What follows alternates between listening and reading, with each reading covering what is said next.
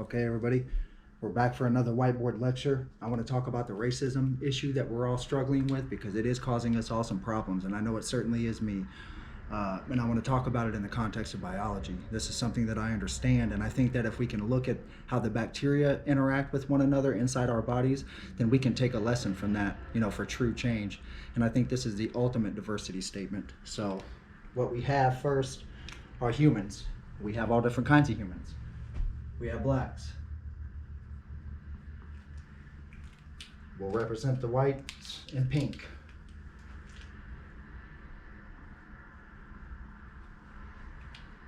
We have reds.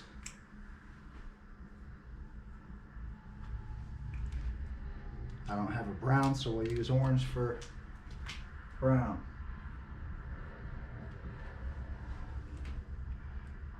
What else do we have? We have the yellows. I don't have a yellow. I'll use green for the yellows. Anyways, you get the point. There are different kinds of people. We all look very similar. We all have the same kinds of feelings, the same kinds of thoughts, the same kinds of fears, the same kinds of insecurities. We all just have these things to varying degrees. So what do? By nature, we're social creatures. We unite with one another.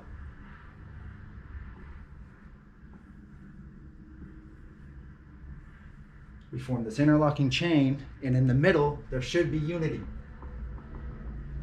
However, there is not, because we have certain members from every race that can creep in.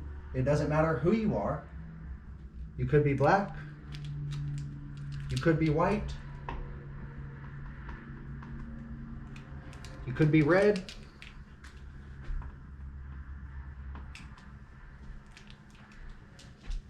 You could be brown.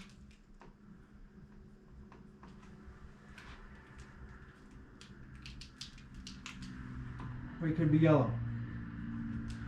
The simple fact of the matter is that these will look like any one of these, but the problem is that we all secrete different substances to varying degrees. And what I mean by substances are love, generosity, hate, greed, suspicion, paranoia, whatever it is.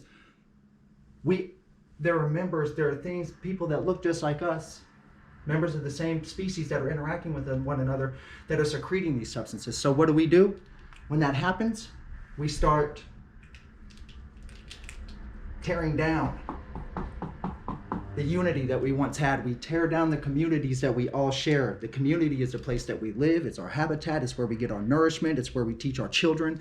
It's where we show our children how to grow up and be responsible adults. But the problem is that we can't do any of those things when society is like this. Now let's look at the bacteria for a second, because we have so many different kinds of bacteria, and biology, evolution, and research have come together now to show us that we would not be here without these microorganisms in, on, and around our bodies at all times. So take the gut, for example, because that's my area of study. In the gut, there are known to be anywhere from 1,000 to 1,150 species present. Each person carries about 160 different species on average. The most common species revealed are Bacteroidetes and Firmicutes. So there's two major groups that have a lot of other species involved in those. However, they're all there, they're all interacting. So what do? They sometimes their form is a little different. They oftentimes have the same colors. They oftentimes have the same biological structures. Sometimes they're bacillus, which is rod shaped. Sometimes they're, coccus.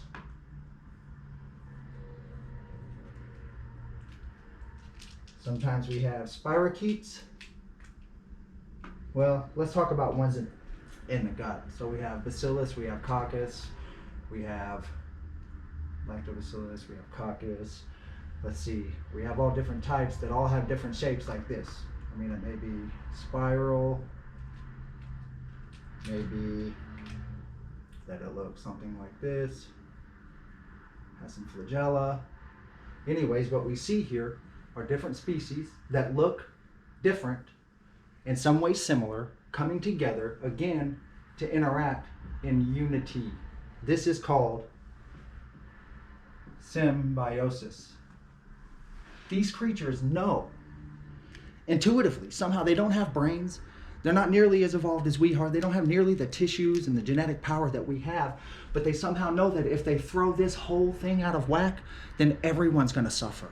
Everyone. So when you have some of these guys that come in and they look the same as some of these other ones do, you see what I'm saying? Doesn't matter what color they are, because a lot of these stain the exact same color, although they're different in structure. We have the spirals. No, what else do we have? Let's do this guy right here. Might look like something like this. He has some flagella. He's moving. Any one of these can look like these, can be a similar species and come in and secrete certain substances. And by that, I mean toxins, different enzymes, proteins that will affect all of these communities around. So what do? Instead of doing this, breaking down everybody and starting pointing fingers at each other, they say, what do we do to take care of the ones who are secreting the substances, the hates, the jealousies, the angers, the unjustified angers? Let me say there is some justified anger in the world, but the unjustified angers and just all the things that are causing us all to be in such a state of discord.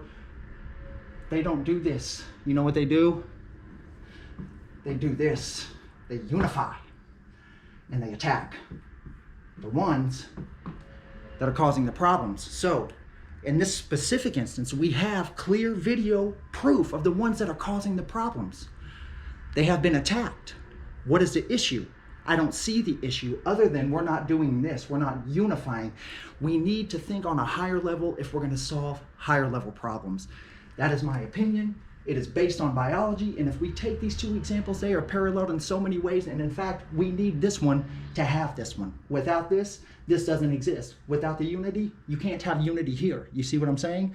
We need to unify, go against the real problem, and that's blacks, whites, yellows, reds, browns. I don't care what color you are. You have a responsibility to stand up in this world and say, I'm going to choose another way than the one that has not worked, and the one we're taking has not worked. Let's go the informed way.